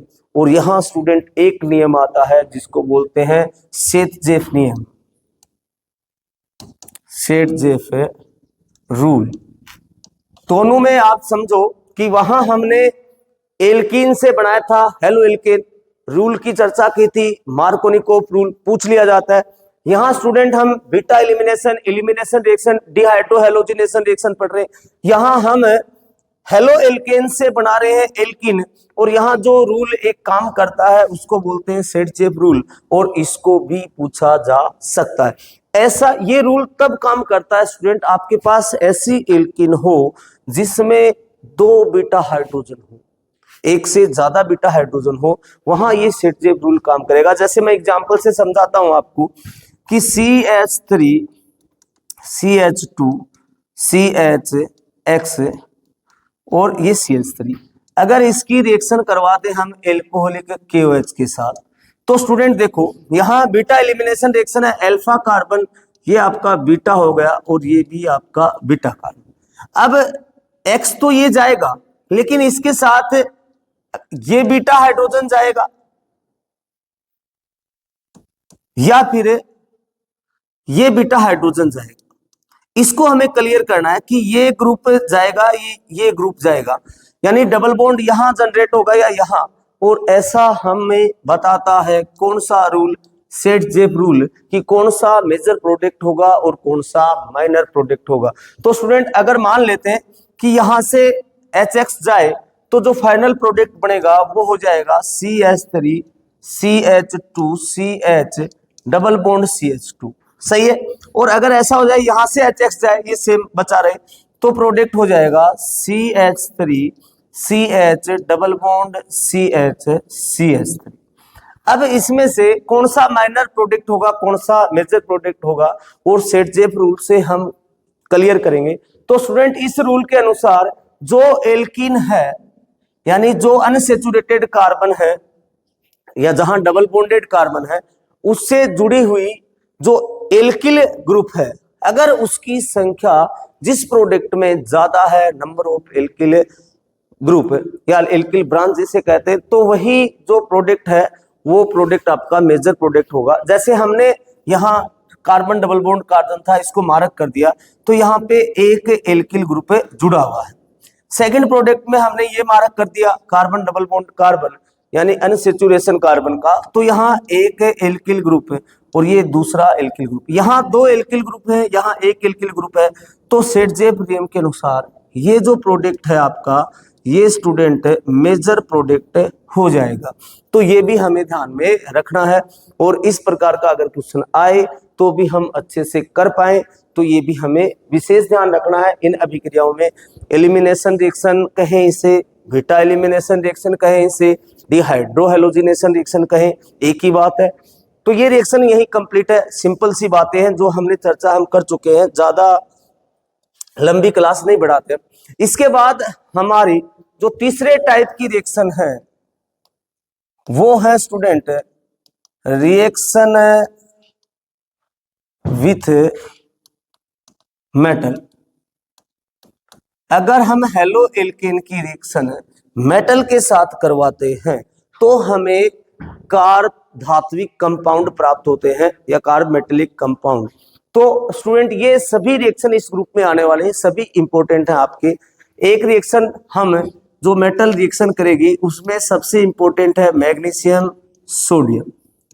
स्टूडेंट मैग्नीशियम से सिंपल वे में मैं आपको इस रिएक्शन की बात कर रहा हूं। हेलो एल्केन की रिएक्शन करवाते हो तो आपको यहां ड्राई ईथर यूज करना होता है, क्योंकि जो बनने वाला फाइनली प्रोडक्ट है वो अगर जल की थोड़ी सी भी मात्रा होगी तो डिस्टर्ब हो जाएगा।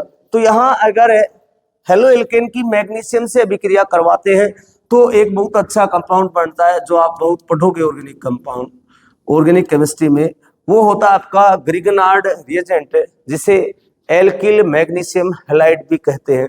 और ये जो कंपाउंड है ये हम इसकी बहुत ज्यादा चर्चा करेंगे जैसे जैसे आगे बढ़ते हैं, बहुत सी रिएक्शन है इसके बेस पे होती है। तो अगर हम स्टूडेंट मेटल मैग्नीशियम लेते हैं, हेलो एल्केन के साथ रिएक्शन करवाते हैं, जो फाइनली प्रोडक्ट हमें ग्रिगनार्ड रिएजेंट मिलता है, यानी एल्किल मैग्नीशियम हैलाइड जो होता है वो हमें मिलता है। यहाँ हमें ड्राई ईथर यूज करना होता है, जल की बहुत कम मात्रा भी जो फाइनली प्रोडक्ट है उसको डिस्टर्ब कर देती है। इसके बारे में चर्चा आगे भी होती रहेगी कि आपको सिर्फ इतना ध्यान रखना है, magnesium with halo alkane react with presence of dry ether, the final product is alkyl magnesium halide, यानी कि ग्रिगनार्ड रिएजेंट बनता है।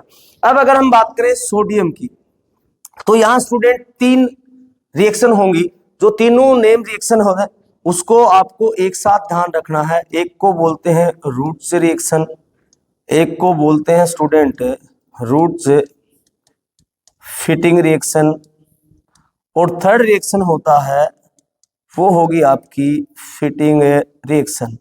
और ये स्टूडेंट बहुत बार आपसे पूछी जाती हैं तीनों अभिक्रियाएं, इनको एक साथ ध्यान में रखोगे तो एग्जाम में अच्छे से कर पाओगे। ऐसा कुछ है नहीं इसमें जितना आप सोच लेते हैं। इसमें सिर्फ ये है कि अगर आप हेलो एल्केन की रिएक्शन करवाते हो तो आपको 2 मोल लेने होते हैं, सही है। 2 मोल हेलो एल्केन 2 मोल सोडियम से अभिक्रिया करके यहां से 2NaX निकल जाता है, सही है। तो यहां आपको मिलता है RR हाइड्रोकार्बन प्लस 2NaX। ये अभिक्रिया कहलाती है आपकी रूट्स रिएक्शन। और यहां स्टूडेंट जो रिएक्टेंट है दोनों आपके हेलो एल्केन है, लेकिन अगर आप इनमें से एक रिएक्टेंट चेंज कर दें और आप ले लें यहां हेलो एरीन, तो यही जो रिएक्शन है सेम वही अभिक्रिया है, और यहां बनने वाला कंपाउंड चेंज हो जाएगा, NaX फिर बाहर निकल जाएगी, और यहां जो फाइनली प्रोडक्ट होगा वो आपका टोल्यूइन या बेंजीन सब्स्टिट्यूटेड कंपाउंड होगा, वो आपको मिल जाएगा। इसको बोलेंगे रूट से फिटिंग अभिक्रिया। सेम मैकेनिज्म है, कोई अलग नहीं है। रूट से अभिक्रिया, रूट से फिटिंग अभिक्रिया। 3 नंबर रिएक्शन में करते क्या है, जो दोनों प्रोडक्ट होते हैं वो हेलो एल्केन नहीं हेलो एरीन होते हैं। अगर आप सोडियम के साथ रिएक्शन जो प्रोडक्ट आप ले रहे हैं दोनों ही हेलो एरीन है, जैसे हम बात करें यहां भी हमने ले लिया हेलो एरीन, तो फाइनली प्रोडक्ट 2NaX बाहर निकल जाएगा, और जो फाइनली प्रोडक्ट हमें मिलेगा वो इस टाइप का होगा बाइफेनिल और प्लस 2NaX, और इस अभिक्रिया को बोलते हैं स्टूडेंट फिटिंग अभिक्रिया।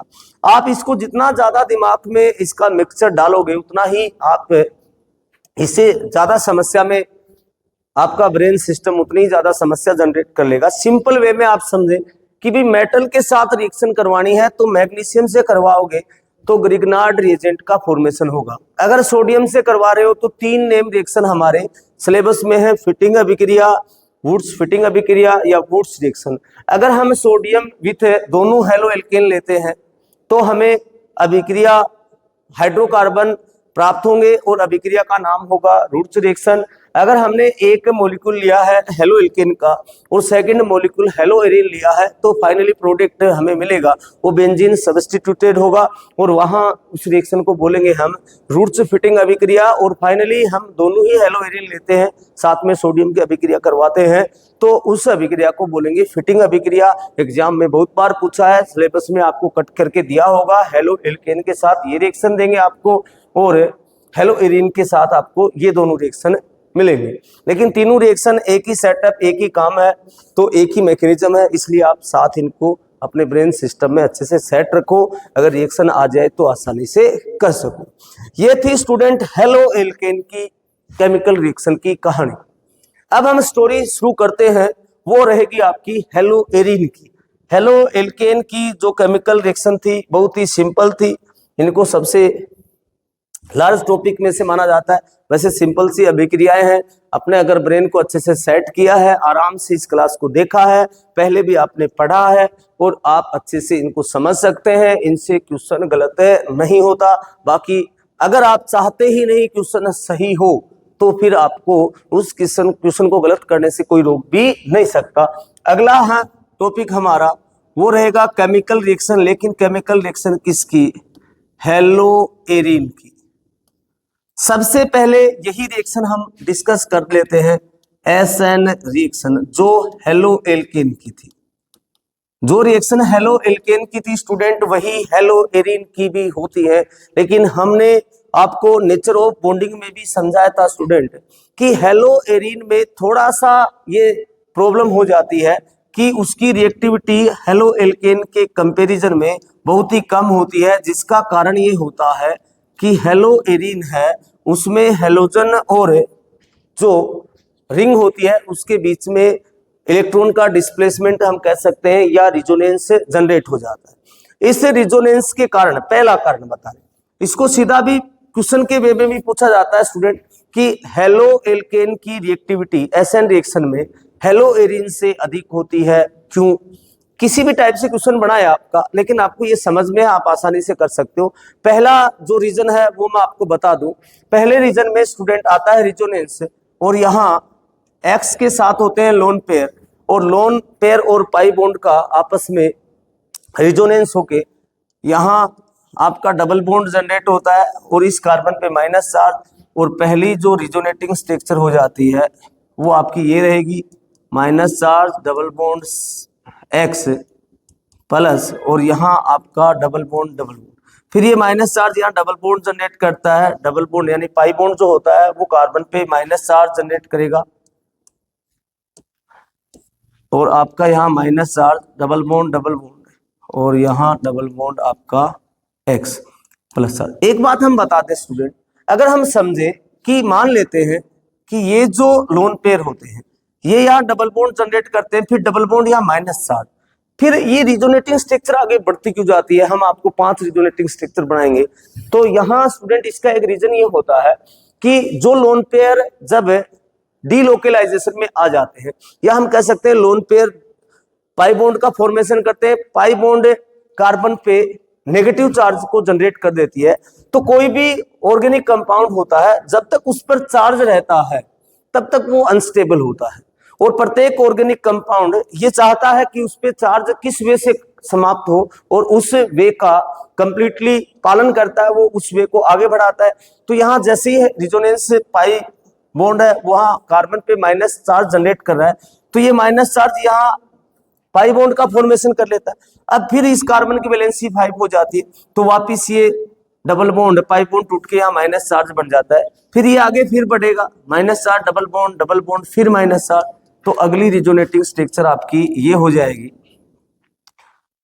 यहाँ डबल बॉन्ड और यहाँ आपका माइनस चार्ज और डबल बॉन्ड एक्स प्लस, यहाँ फिर डबल बॉन्ड और फिर वापिस हेलोजन के उसके लोन पेयर मिल जाएंगे और ये आपकी रिजोनेटिंग स्ट्रक्चर हो जाएंगी। फाइन। तो यहाँ स्टूडेंट हमने देखा कि हम ये हेलो एल्केन में भी पढ़ रहे हैं कि हमें इस बॉन्ड को ब्रेक करना होता है, सही है। तो अगर ये बॉन्ड जितनी आसानी से ब्रेक होता है, इसकी बॉन्ड लेंथ जितनी ज्यादा होगी, जैसे हमने एल्किल आयोडाइड में कहा था सबसे ज्यादा रिएक्टिविटी होती है, तो रिएक्शन उतनी ही फास्ट होगी। लेकिन यहाँ देखो स्टूडेंट, कार्बन हेलोजन के बीच ये जो इनकी रिजोनेटिंग स्ट्रक्चर में देख रहे हैं डबल बॉन्ड जनरेट हो रहे हैं, यानी कि अब ये जो इनका हेलो एरीन का ये जो कार्बन है, सभी में हम पहले से जानते हैं कार्बन हेलोजन बॉन्ड है, ये student partial double bond character show करता है। अब पार्शियल डबल बॉन्ड कैरेक्टर का मतलब ये होता है कि अगर सिंगल बॉन्ड होगा तो बॉन्ड लेंथ ज्यादा होगी, बॉन्ड आसानी से हम ब्रेक कर सकते हैं, लेकिन पार्शियल डबल बॉन्ड कैरेक्टर होने के कारण स्टूडेंट बॉन्ड लेंथ कम हो जाती है। कहने का मतलब यहाँ प्योर डबल बॉन्ड नहीं होता, प्योर सिंगल बॉन्ड नहीं होता, इसका कैरेक्टर होता है डबल बॉन्ड जैसा, यानी पार्शियल डबल बॉन्ड, यानी कि ये बॉन्ड की बॉन्ड लेंथ और कम हो जाती है, और इसकी बॉन्ड लेंथ कम हो जाती है। तो इस एसएन रिएक्शन में कार्बन हेलोजन का बॉन्ड ब्रेक करना होता है, तभी फाइनली प्रोडक्ट बनता है, और ये आसानी से ब्रेक नहीं होता, जिसका कारण डिसोनेंस होता है किसमें, हेलो एरीन में। इसलिए इसकी जो रिएक्टिविटी होती है हेलो एल्केन के कंपेयर में कम होती है एसएन रिएक्शन में। पहला रीजन ये है, दोबारा आप इसको ध्यान से सुने, हेलो एरीन जो है वो रिजोनेंस शो करता है, रिजोनेंस शो करने के कारण कार्बन हेलोजन बॉन्ड में डबल बॉन्ड कैरेक्टर आ जाते हैं। डबल बॉन्ड कैरेक्टर आने के कारण उसकी बॉन्ड लेंथ डिक्रीज हो जाती है, कम हो जाती है, और उस बॉन्ड की बॉन्ड स्ट्रेंथ बढ़ जाती है, और आसानी से कार्बन हेलोजन बॉन्ड को ब्रेक नहीं किया जा सकता। इसलिए एसएन रिएक्शन के प्रति इसकी रिएक्टिविटी कम हो जाती है। सेकंड कारण ये रहेगा स्टूडेंट इसी क्वेश्चन में कि 2 नंबर जो रीजन है वो ये रहेगा कि एक तो आपने हेलो एल्केन की बात की और एक आपने हेलो एरीन की बात की, एक हेलो एल्केन की और दूसरी आपने हेलो एरीन की बात की। तो स्टूडेंट हेलो एल्केन में जो हेलोजन है जिस कार्बन से बॉन्डिंग कर रहा है वो कार्बन है आपका sp3, और हेलो एरीन में जो कार्बन हेलोजन के साथ बॉन्डिंग कर रहा है वो है sp2, और sp2 कार्बन की इलेक्ट्रोनेगेटिविटी जो होती है sp3 कार्बन से अधिक होती है।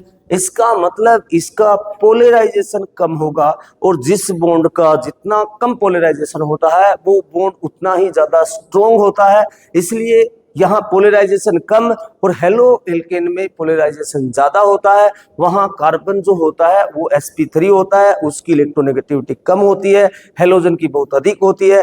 इसलिए दोनों में जो पोलराइजेशन है वो बढ़ जाता है, जो बॉन्ड है वो वीक हो जाता है। लेकिन यहाँ उससे अलग जो कार्बन है वो sp2 कार्बन है, डबल बॉन्डेड कार्बन है, हेलोजन से जुड़ा है, और वो sp2 हाइब्रिडाइजेशन शो करता है, जिसके कारण उसकी इलेक्ट्रोनेगेटिविटी होती है वो कंपेयर टू sp3 अधिक होती है और आसानी से बॉन्ड ब्रेक नहीं होता। दूसरा रीजन इसका ये होता है स्टूडेंट। अगर तीसरा रीजन की हम बात करें